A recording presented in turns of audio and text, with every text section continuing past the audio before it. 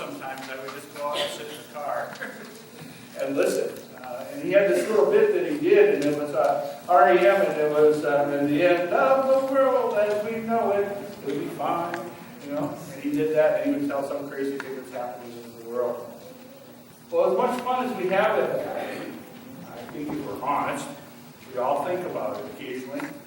We think about what the end will be like, and our fear sometimes overcomes our hope that we have in Jesus. And so today, we need to be reassured that God is in heaven, and God's Son Jesus has done this for us, so that we will have hope no matter what comes up against us. Right? Amen? You should say at the end, but let's do it.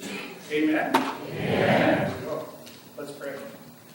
Heavenly Father, as we begin this time and open up your word to us, I just give you thanks. Lord, let that word of hope and peace be in our hearts, so that we know that love is what you bring, that fear is something that should be out of place, taken away from us, so that we can know that in you we have all of these things. In your name we pray. Amen. Well, you can go. I don't know why they don't make these things for old people with like big buttons.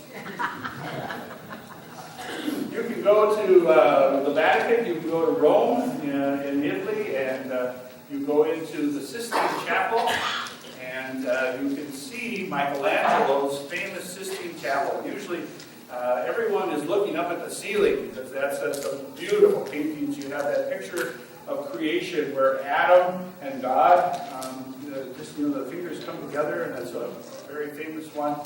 But on the wall behind the altar there, you can see that huge painting that Michelangelo did. It's called The Last Judgment. And just think about that, if you would, for those who come to worship there, right? And before them, every Sunday, every time they gather for worship, is this magnificent painting of the last days, of the judgment that comes when God once again will come back. It inspired you to hope, or not, depending on probably how you were living your life in some of those things. Whoop!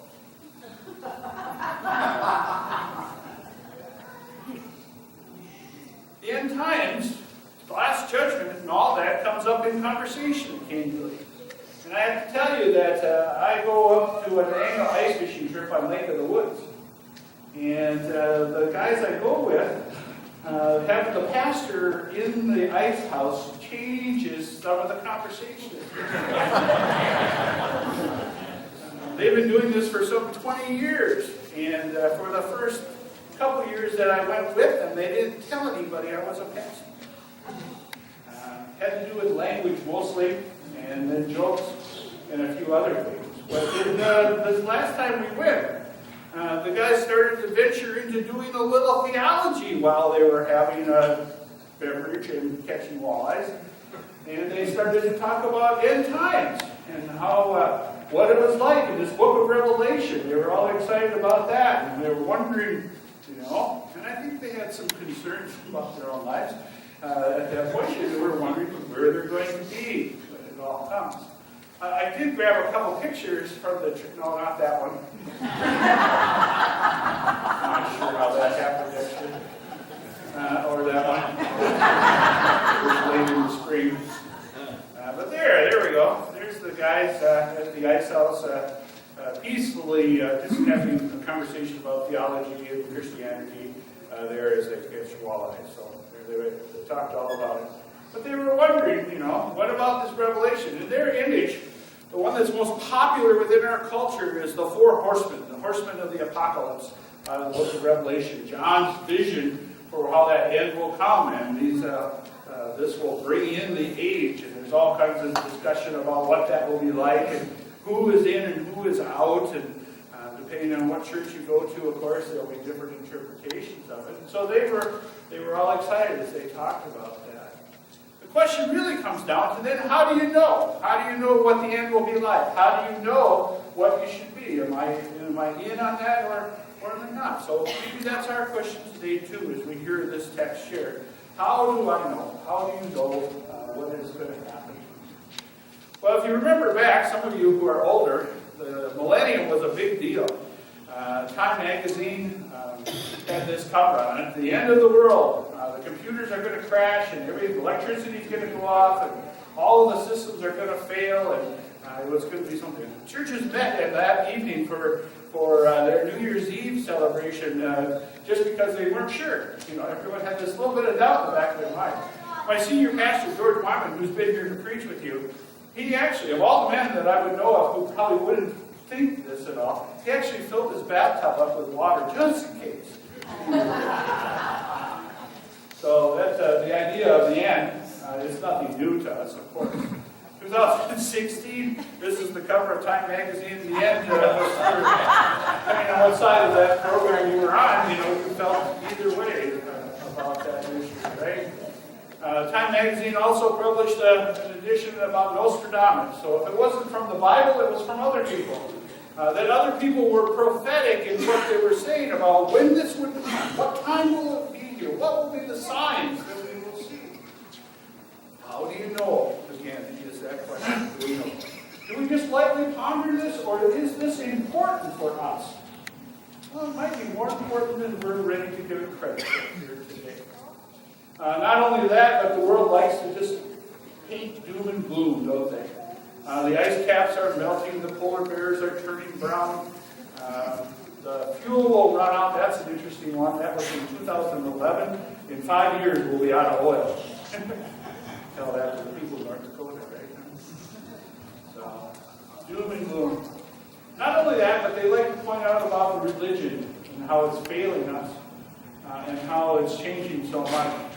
Back in 1966, you had the big title, "Was God dead? Is it all over? Should we forget all of this?" In the year 2000, the millennium, the article about Jesus had to do with that. The old Jesus wasn't good enough.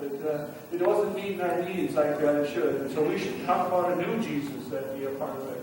The decline and fall of Christianity and the questions before us. This is not only our conversation, but it's a conversation the whole community has, the whole society around us has about this whole thing. So, what is it that we should do? Oh, I forgot Homer. If there was any prophet in our time, Homer might be close to it. Apocalypse. Apocalypse, a Greek word. It means uncovering or revealing. It is a Greek translation for the word revelation as well. Often tied with the battle talked about being fought at Armageddon, the end of the world, and what will happen. And it comes in all kinds of different ideas and all kinds of different formats.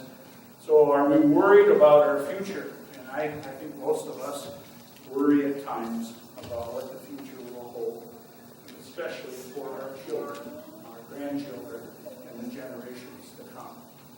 Apocalypse. You'll find it all over within the scriptures as you go, in different ways in the Old Testament, the prophets, but especially Daniel. You heard also in Isaiah and other places read, and then of course Jesus' sayings that we've shared here today, and others, and then in John's Revelation, the very last book of the Bible as well. You have these apocalyptic writings about what it could be like, what the future would hold.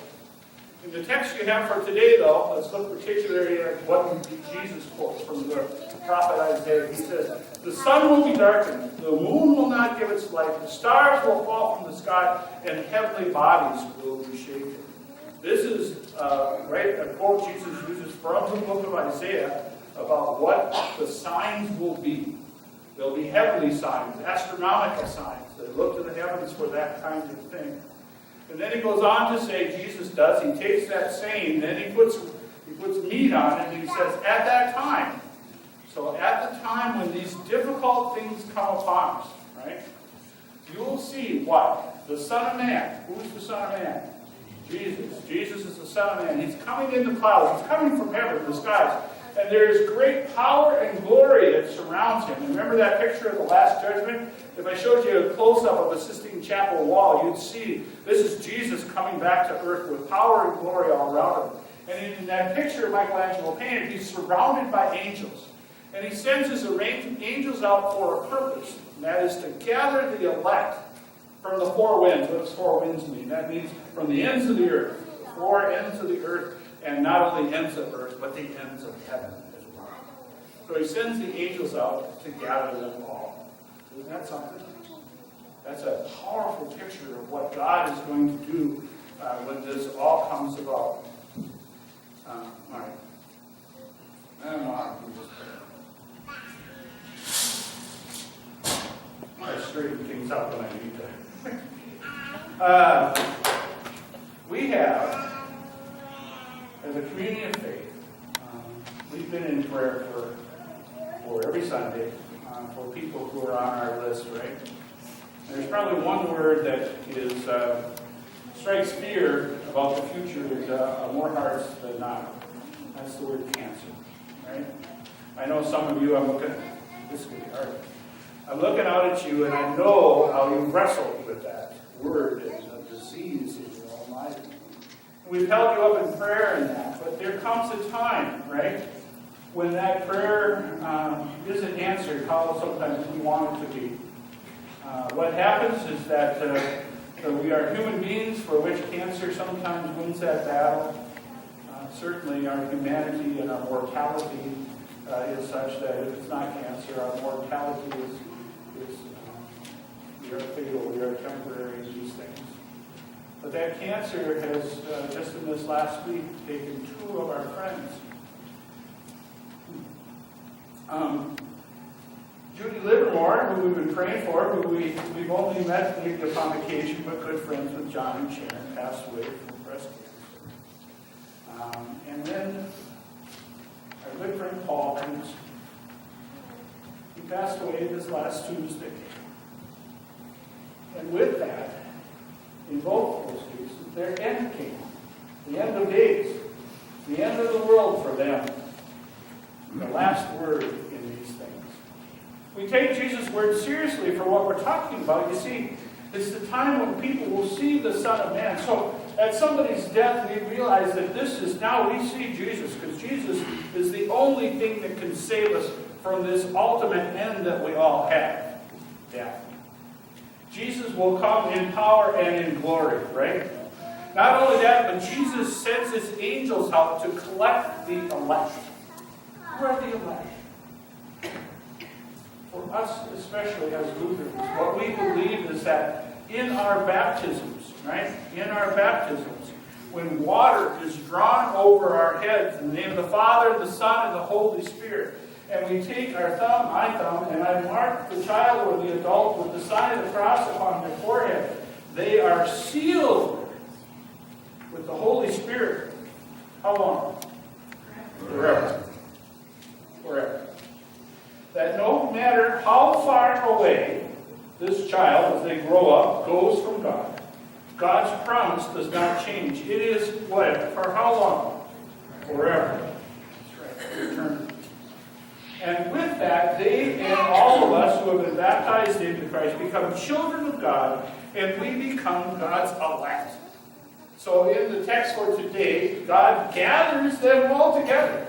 Everyone who has the sign of the cross upon their forehead, everyone who has been baptized is brought together. And they're brought together from all the ends of the earth. So Paul and Judy being brought together with all the saints who have gone before, because they have that promise.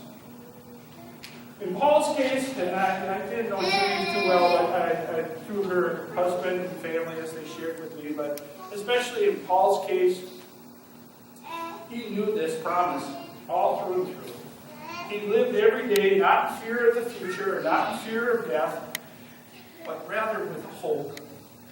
A hope of a Lord who was coming for him to give him the gift that has been promised. And that should be a word for all of us on a day like today, huh? Well, there's a little bit more. Every Sunday we stand up and we say the creed together. We get to that part, we say, I believe in Jesus Christ. He's the only Son of the Lord. He's conceived by the Holy Spirit, born of the Virgin Mary, suffered under Pontius Pilate, crucified, dead, and buried. He descended into hell. On the third day, he rose again. He ascended into heaven, and he's seated at the right hand. And then this little phrase that we just blow by mostly, and will come again to judge the living and the dead. that he will come again. So the question, again, back to us from the very beginning is, how do you know? How do you know? Well, you know because you can trust this promise, because this is someone, God himself, who keeps promises more than we can as human beings. Jesus says in the text for today, but about that day you were wondering about, the hour, nobody knows. Not even the angels or the Son, but only the Father knows that day. He didn't know. We didn't know when Paul was going to go, or Judy was going to go, or any of us are going to go. But God knows that time, and he's ready to gather us all to. You know, back in World War II, they were bombing London, and it was horrible, especially at night when they bombed. The places were on fire and the like. And the British went out and they printed up this poster. They put it all over the place for people to see. They said, keep calm and carry on. And maybe that's the word for all of us as Christians here today. We're in that moment before things happen, for which we are to keep calm because we have this promise, for which then we should carry on.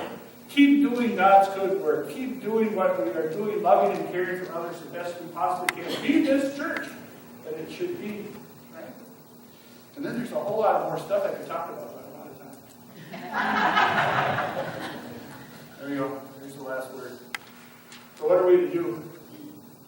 He says it for us, Jesus does. He simply says, here's what I say to you, and I'm saying it to everyone. Jesus says, watch. Be ready. God's in charge. And that's a good thing. Amen? Amen. All right, let's sing. Please stand.